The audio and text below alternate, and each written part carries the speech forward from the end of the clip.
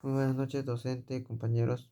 Presento, soy el alumno Intermenor de Castro y voy a hacer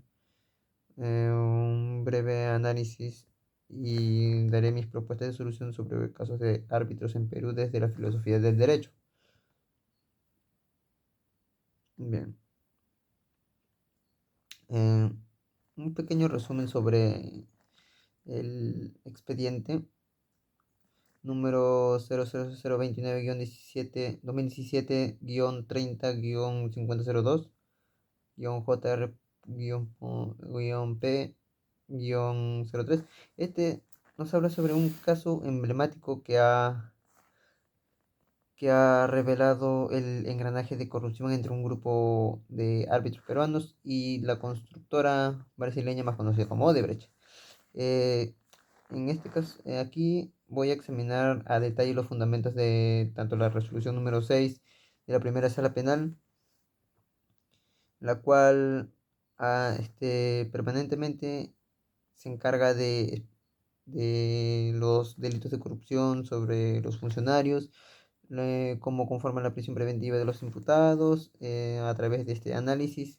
voy a demostrar que la actuación de los árbitros no fue tan solo un simple error, una emisión, sino una consumación de una red de criminalidad organizada que traicionó la confianza pública y pervirtió el sistema de justicia. En esto voy a explorar tanto las ideas de Sócrates, las de Platón sobre la justicia ideal, las de Aristóteles sobre la virtud y por último, a través de los aportes de Hobby Loki y Rousseau, para poder entender la corrupción erosiona el pacto fundamental entre tanto el Estado y los ciudadanos. Finalmente, voy a utilizar la ética deontológica de Kant y con ello poder evaluar la moralidad de los actos de corrupción a la luz del imperativo categórico.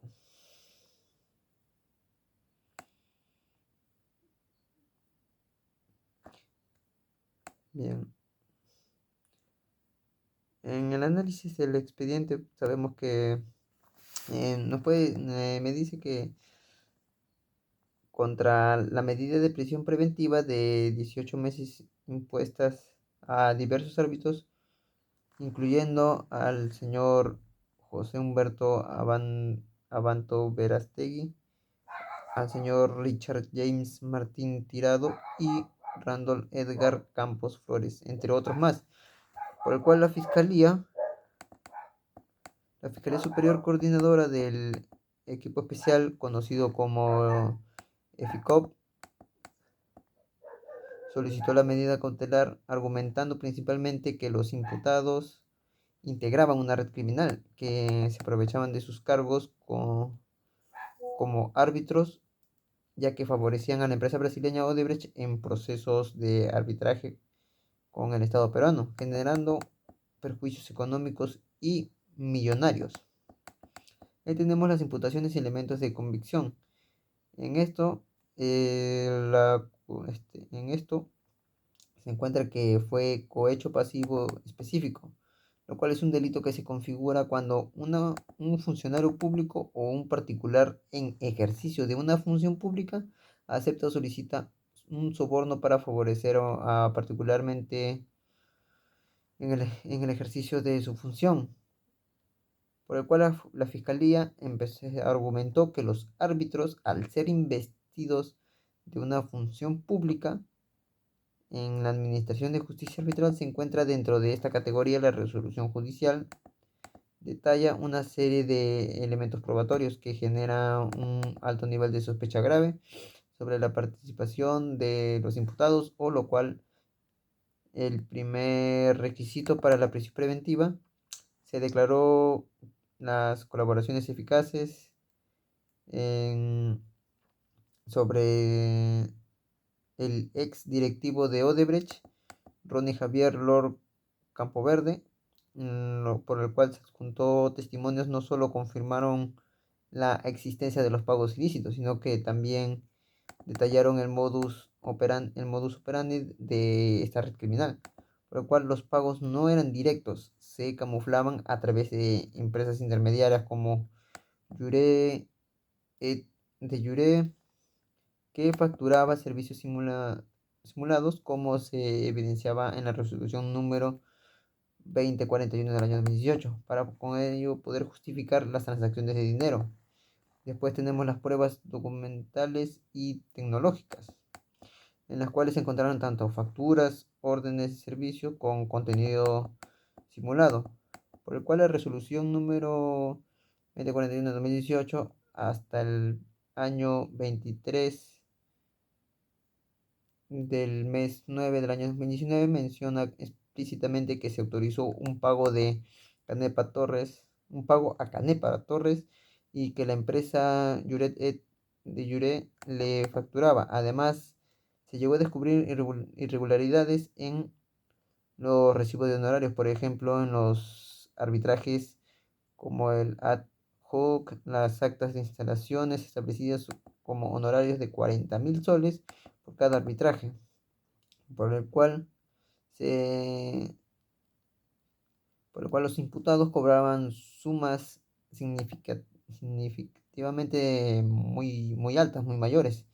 por el cual se evidenció en la carta OBD 040 de 2019 Legal LC,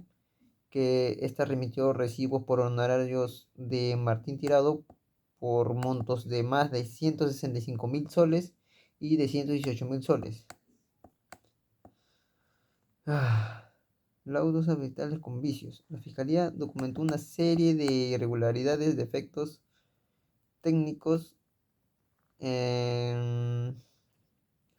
en los laudos emitidos. Se destacó que consistentemente los laudos favorecían a Odebrecht, a pesar de la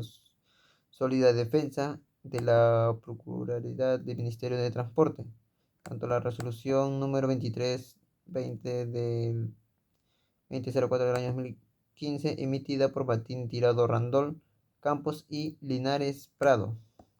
la cual la resolución destaca que los imputados conformaban un círculo cerrado de árbitros, que por su reiterada designación se convirtió en una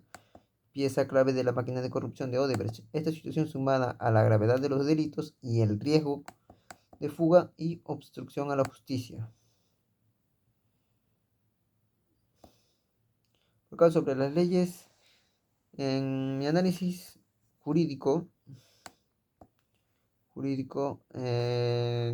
se puede ver una traición a la razón y a la virtud,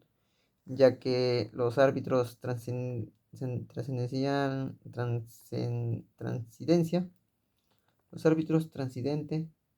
la esfera penal, y esta se situaba en el centro de un profundo debate ético y filosófico sobre la justicia, la moralidad y la función de derechos en la sociedad. Con ello podemos ver sobre las leyes injustas y su obediencia en Sócrates, ya que él decía que la obediencia a la ley era un imperativo moral, un pacto inquebrantable con la ciudad, incluso si la ley o su aplicación es un caso particular, ya que parecían injustas. Sin embargo, su filosofía también sostiene que el mayor mal no es la muerte, sino la corrupción del alma. En el caso de los árbitros, el problema no es que la ley sea injusta, sino que la operación del sistema legal le han pervertido para su beneficio personal. Al aceptar sobornos, estos profesionales no solo violaban un precepto legal, sino que también cometieron el más grave de los crímenes que decía Sócrates: traicionaron su propia alma y los principios más elevados de la justicia.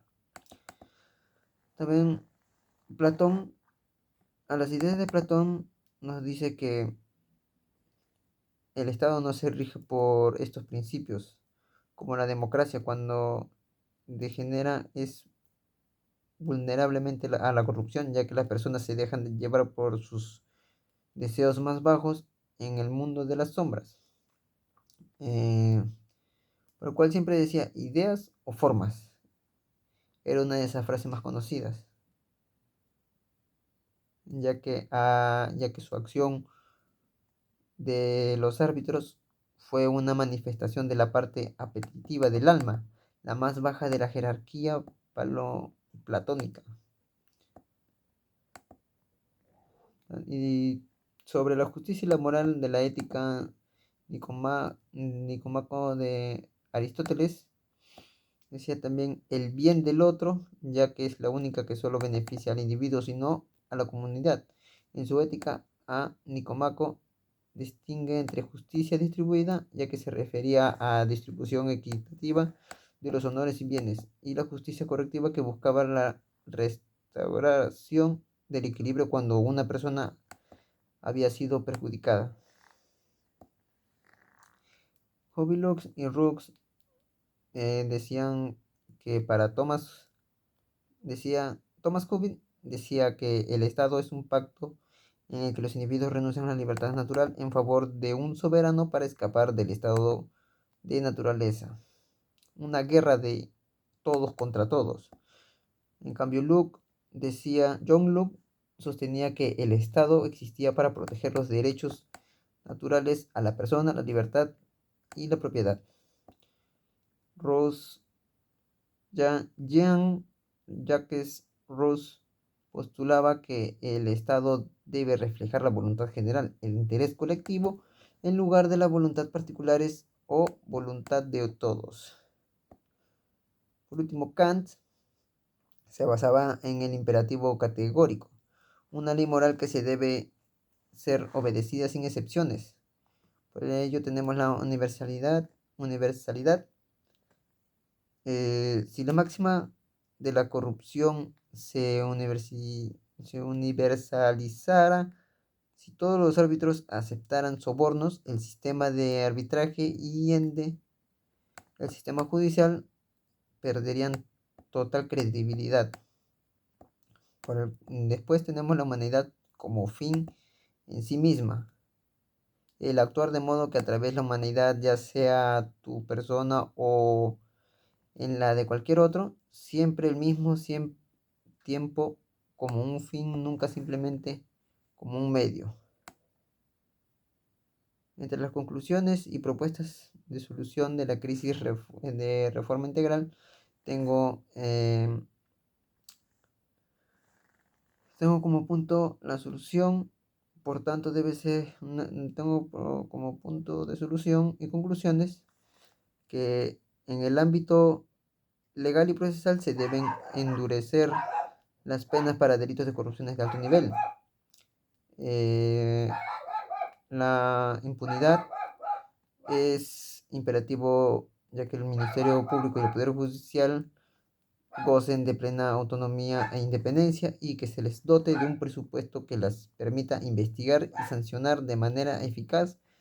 con equipos especializados. En el ámbito estructural,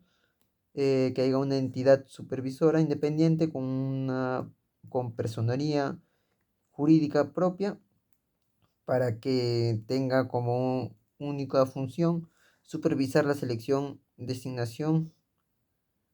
y actuación de los árbitros.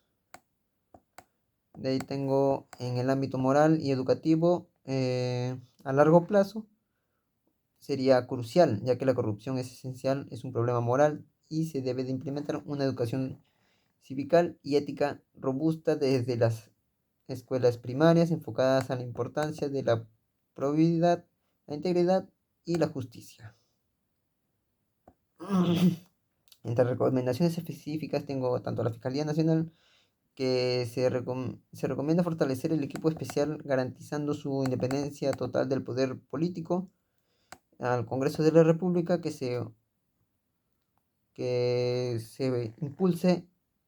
una reforma integral de la ley de arbitraje que restablezca mecanismos de selección transparentes y públicos. Y por último, el Poder Judicial, que implemente salas y juzgados especializados con magistrados probos y de amplia experiencia, que puedan resolver tanto los casos de corrupción con celeridad y sin influencias políticas. Y a la sociedad civil, que se fomente una cultura de denuncia y participación ciudadana, y que con ello se pueda luchar contra la corrupción, ya que no es solo una tarea del Estado, sino un compromiso con todos los ciudadanos. Bien, eso es todo, muchísimas gracias.